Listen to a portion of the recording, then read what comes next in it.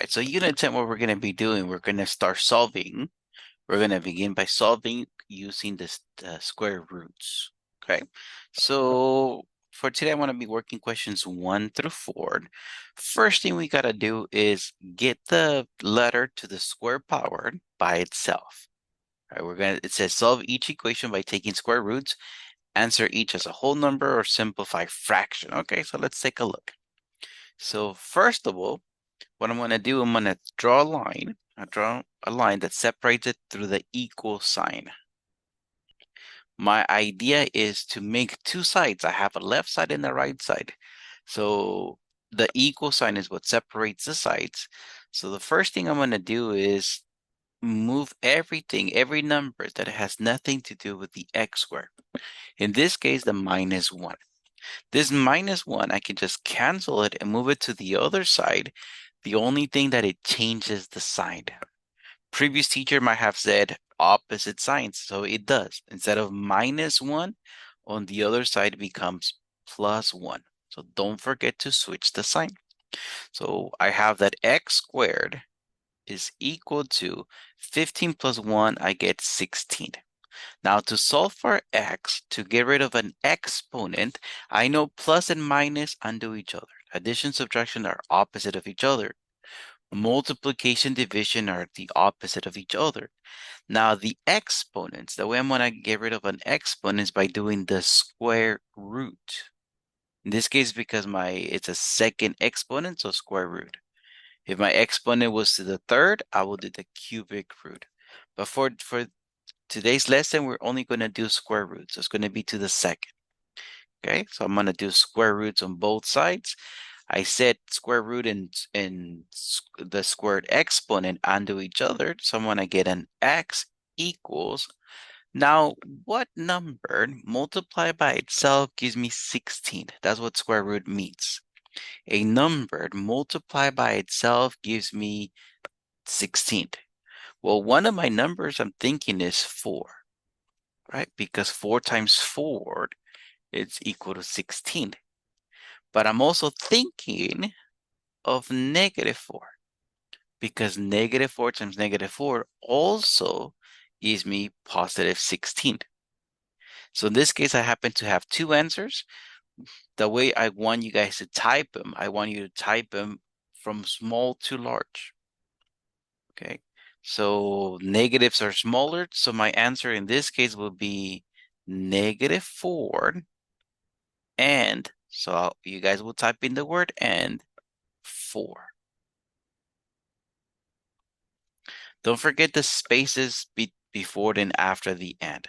So to emphasize, there's a space before and after the and. So my answer would be -4 and 4. Good. Let's move on. Let's take a look at question number 2. So I have to get the letter by itself, right? So first I go and I separate my sides through the equal sign. Now here, notice how the 81 and the r squared, they're multiplying. So the opposite of multiplication is division. So let me divide both sides by 81. 49, if I grab my calculator, 49 divided by 81 gives me a decimal. So I'm not going to deal with decimals. I'm going to deal with fractions. So I'm going to have that r squared is equal to 49 over 81. Then you might be like, well, how am I going to deal with fractions? Well, fractions are just two numbers. So I'm going to do the square root on everything. I know the square root of r squared is just going to be r.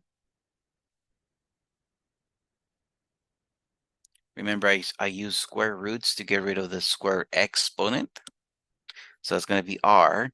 Now, 49. What number multiplied by itself gives me 49? I'm thinking 7.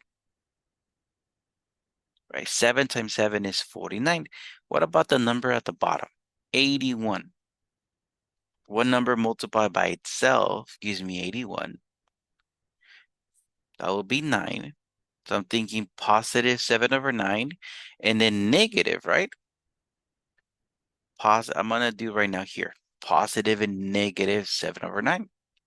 Now, remember, I said type them in order from small to large. So I'm gonna type in negative 7/9 space and 7/9.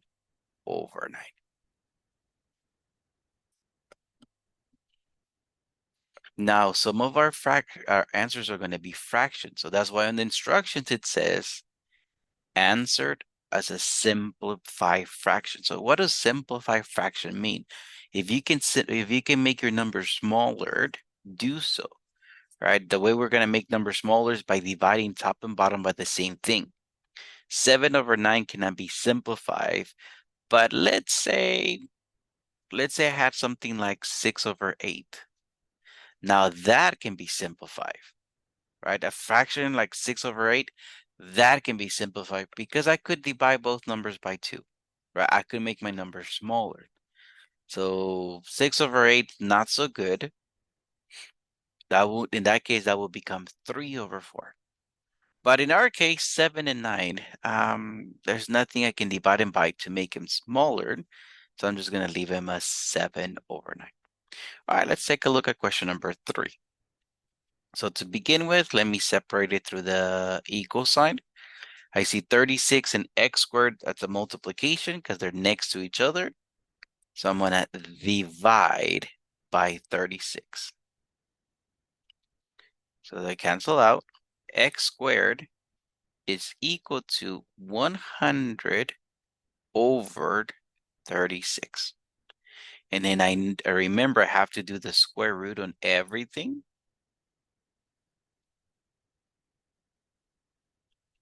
So x is equal to the square root of 100. That's 10. Remember, when I ask myself for the square root is basically the number multiplied by itself equals 100. So 10 times 10 over the square root of 36, right? A number multiplied by itself equals 36. I'm going to call that 6 because 6 times 6 is 36. And I know I have positive and negative 10/6. Now, I do have a fraction, so I ask myself, can I possibly simplify this? So let me say this is equal to, again, I have positive and negative, and let me remind myself, I have positive and negative. Now, 10 and 6, I can divide each by 2. So I can make my number smaller. If I write this as 10/6, my homework will tell me it is wrong because it is not simplified. 10 and 6, they can both be divided by 2. So I'm going to call this 5/3. Right? 10 divided by 2 is 5. 6 divided by 2 is 3. Notice I divided by the same thing just so I will have them smaller. Okay, so my answer, I'm going to go negative 5/3 and positive 5/3. That's my answer for that. Good. Let's take a look at question number 4. Oh, I have another division. So, okay, let me separate them through the equal sign. Let me divide both sides by a -7. So b squared is equal to, good thing in division, negative and negative is going to become positive here. So nice, I have a positive number. When I deal with the square root of a positive, I will still get a positive and negative answer. To begin with, I could just have this as 567/7. Knowing that I'm going to do the square root of each later, I'm more like, I think that's going to be a problem because the square root of 7, I cannot think of a number that multiplied by itself equals 7, right? We can think, oh, how about 2 times 2? Well, that's less than 7. How about 3 times 3? Well, that's more than 7. As a decimal, it's a number between 2 and 3. I'm not going to deal with that. Instead, let me see if actually this simplifies. Let me see if this fraction actually simplifies to a whole number. I'm going to grab my calculator. 567 divided by 7. And I'm looking at the fraction. 567 divided by 7. My calculator says it's 81. Oh, no wonder. Okay, so we could simplify that to a simple number. So now, to get the letter by itself, remember I'm going to do the square root on both sides. So it gives me the b is equal to, remember, on the square root, you have two answers. You have a positive and a negative answer. So the number that multiplied by itself equals 81 happens to be 9. Remember, 9 times 9 is 81. So my answer, I'm going to go negative 9 and 9. Don't forget to type in the from small to large. In this case, one of them is negative, one of them is positive. So the negative goes first. Let me zoom out so you guys can see what we did today.